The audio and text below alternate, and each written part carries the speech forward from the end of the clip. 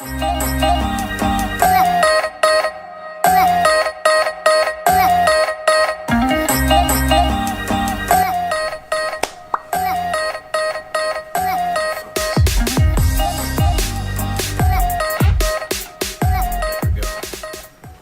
going on? Jade Campbell, Wholesale to Freedom. I wanted to make a video to kind of show you guys, I guess you could say, kind of a workflow that I have. As I've mentioned in my previous videos, I am in real estate, but I'm not. So all of this stuff is pretty new to me. So a lot of what I'm doing is kind of shooting in the dark, to be honest with you. One of the big things that I got a hold of was a good contact with a title company I work with on a lot of purchase loans with an area that I do a lot of purchases and refis. They were able to send me over anyone that was tax delinquent. So pretty lengthy list. It was about 3,500 people within one county. So at this point in time, I'm kind of going through that and kind of going through that by exact cities, and then go ahead and weed through that per anyone that's at least 2 to 3 years back, because typically in Arizona it's about 4 or 5 years to when they foreclose on the property. So gonna kind of show you guys, I guess you could say, a little bit of a workflow and kind of what I do when I kind of looking for some leads, seeing what's out there. Like I said, doing this 100% not paying for any leads, so a lot of it's going to be pretty grunt work. So kind of show you. All right, so first and foremost, what I typically do most, at least mornings when I wake up, is first thing I'll go to is my Phoenix Craigslist. I will go to specifically for sale by owner and just search whatever's on there at that point in time. Look for some properties that have some keywords. I mean, a lot of stuff here you're going to find 9 times out of 10, to be honest with you, you're going to find a lot of stuff where there's other rehabbers or other wholesalers that have other properties listed. And basically what you're really doing is kind of trying to weed through a lot of that stuff. So, I mean, for instance, this big yellow thing right here, that's an advertisement. Couple investor specials, and you'll find places that are like, hey, we have good deals, we have good deals. Some of them are good, some of them aren't, some of them are already under contract. Like this one is under contract by another place. They're going to actually be wholesaling the place out themselves. So I kind of use this to kind of just like kind of weed through. One of my first deals that I made an offer on was actually directly from this. I literally typed in divorce and their information. I don't think it's even still up here. Nope, still here. Yep. So when I typed in divorce, boom, this house popped up. Looked at the price. Price was a little high considering what it needed.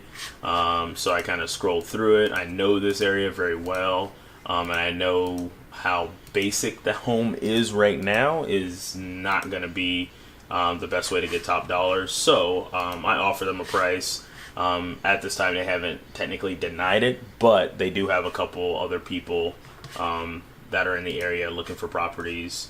So they have not said yay or nay at this point. So I'm just pretty much just kind of waiting. Their situation is they got to be out by July. So I'm hoping to be able to snag that deal up. I already have a buyer for the property. He's already looked at it. He knows what makes sense. My numbers make sense, and he understands I want to make a little bit of money, so he's okay with that. So that's kind of the first place I go. Another place I go is for salebyowner.com. And I'll put the link of all this stuff below so you guys can be able to see it. For salebyowner.com, you can do I'm selling or I'm buying. Obviously put I'm buying, put in your zip code, boom, it's going to pull everything up. You can even pull up everything for exact states, and it'll just list every last thing that's available. This is a pretty good way to just kind of dial to see a lot of people see what's available. Another good thing I've kind of jumped into was looking at bank websites, their REOs. Sometimes those net some good options that are available. There's another website that I go to. If you go to Trulia, put where you want to buy. So let's just keep it standard and just say Phoenix, Arizona. If you click more, is it more? Nah, it's not more. There we go. Click all for sale, and then you can go directly click on for sale by owner or foreclosure. And the obvious other one is Zillow, and just type Phoenix, AZ. My search is already set up for sale by owner because I've been looking, well, at least a decent amount. Been looking at a lot of for sale by owner. Just go to property types. I look at some that are in foreclosure. I don't look at any coming soon. Foreclosures, for sale by owner. That's kind of how I like to dumb it down a little bit for myself, just so it's not too complicated, because you can get a huge list of stuff. But I prefer not getting just a massive list of different things. I want to kind of narrow it down a little bit, so I'm not killing myself. So pretty good amount of options there. So this is kind of how when I start my day, and throughout the day, honestly, I will also kind of poke at this, send some emails, send some calls. I think probably the biggest thing that I heard from a very good investor was he probably gets about 90% of his deals actually, about 10% of his deals actually accepted, 90% decline. So it's really just a numbers game, because you're obviously not going to find everyone that's in a situation where they have to sell or want to sell. But you can at least make an offer on these properties and be able to give yourself at least an opportunity to open up a door. And if the property happens to not sell, then obviously you're in a situation where they may just end up calling you and say, hey man, can you still make that deal? Can we still make this happen? So it might be a really great opportunity to be able to go ahead and make a deal happen. So this is kind of my workflow of what I do.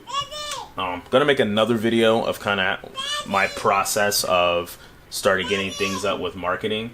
That'll be a little bit more lengthy, because that'll kind of go over some things of, not really marketing per se, of branding and building, and very cool things that you can do for very inexpensive, as long as you, I would say, probably have $200 to $300 maybe available. You could probably get away with doing this, and I mean, do everything from t-shirts to logos and all this stuff, get a Facebook page, etc. So I'm gonna go over that, because that's something I'm actually working on right now.